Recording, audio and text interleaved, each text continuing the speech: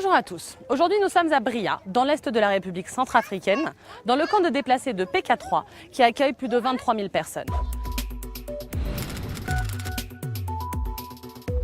Certains parmi vous se souviennent peut-être qu'on a beaucoup parlé de la Centrafrique en 2013-2014, lorsqu'une crise politique a débouché sur un coup d'État et un conflit d'une extrême violence. La Seleka, coalition composée majoritairement de combattants musulmans venus du nord-est du pays, a renversé le pouvoir de François Bozizé en mars 2013. Aux exactions des Seleka ont répondu très rapidement les violences de masse des anti-Balaka, milices majoritairement chrétiennes, qui se sont retournées contre les populations musulmanes. On voit beaucoup de plaies atroces comme on n'a jamais vu, des blessés qui arrivent, des coups de machette, des plaies par balle. J'ai vu quelque chose que je n'avais jamais vu jusqu'à maintenant. On peut mettre les deux dans l'ambulance en même temps. Bilan, des milliers de morts, 400 000 déplacés à l'intérieur du pays et 300 000 dans les pays limitrophes. Alors depuis, il y a eu l'envoi de troupes internationales, une mission de maintien de la paix, la mise en place du processus de désarmement des groupes armés, l'élection d'un nouveau président, bref, autant de facteurs qui devaient aider au redressement du pays.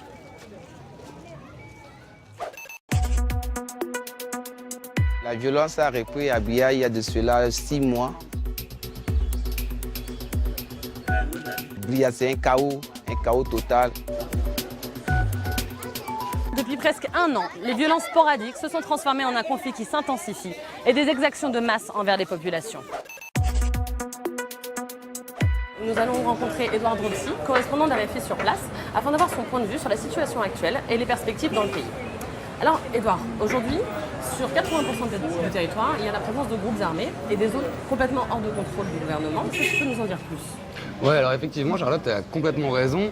Typiquement, toute la partie ouest est plus ou moins contrôlée par le gouvernement. Il y a des préfectures, il y a des présences de gendarmes. Tout l'est et tout le nord-ouest est complètement contrôlé par les groupes armés dans une logique de prédation pour le contrôle des ressources naturelles, pour des petits contrôles de pouvoirs locaux. Dans ce pays, on assiste à des alliances de circonstances qui sont régulièrement des alliances contre nature. Typiquement, des Seleka qui s'allient aux anti-Balaka contre d'anciennes factions également rivales de la Seleka, toujours pour ce contrôle des territoires, ce contrôle des ressources minières et dans cette logique de prédation, une situation où les cartes sont complètement brouillées. Typiquement, en ce moment, on est en saison des pluies, donc c'est clairement la trêve des confiseurs normalement entre les groupes armés. On voit que les massacres continuent, on voit que la Seleka cherche un petit peu à se réunifier. Donc ce qui est sûr, c'est que dans les mois à venir, il faut s'attendre à des représailles, des combats dans les provinces. À Bria, nous sommes allés à la rencontre de ces personnes qui vivent ce conflit au quotidien afin de vous permettre de mieux comprendre la situation au travers de leurs témoignages.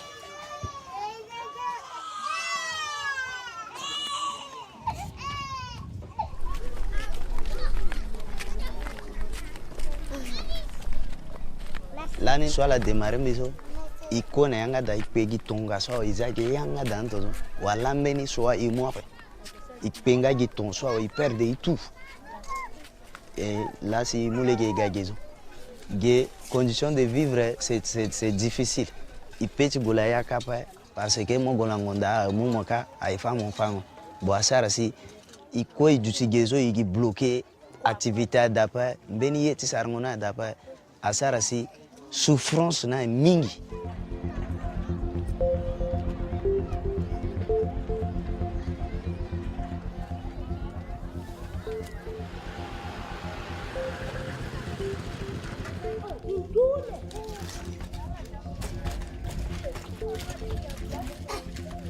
Tiri marala te las ming baka eske mi ping bapa shona iwambi amne ngek mi so baba cha ki islam te las ming bana piaka agbara kato ala ki diala ki fala mi jato sa bala ko avona simi fonga ko mi foko namne ngala te amin pa fa iwara wa pisanga ki popote yona ilanga ginanto mbeta zambia modisi gito so ngombe ko na mbege amne yaki te injona mbeta sama ba.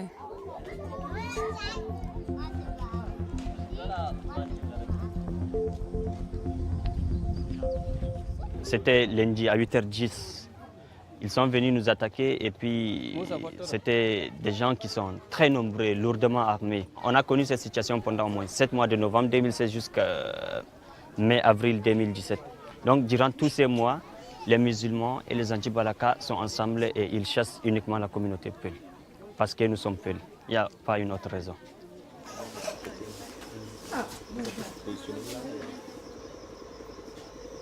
Donc la situation sécuritaire reste toujours très très précaire. Toute la population qu'on voit ici, ils étaient obligés de venir dans l'hôpital, retrouver refuge.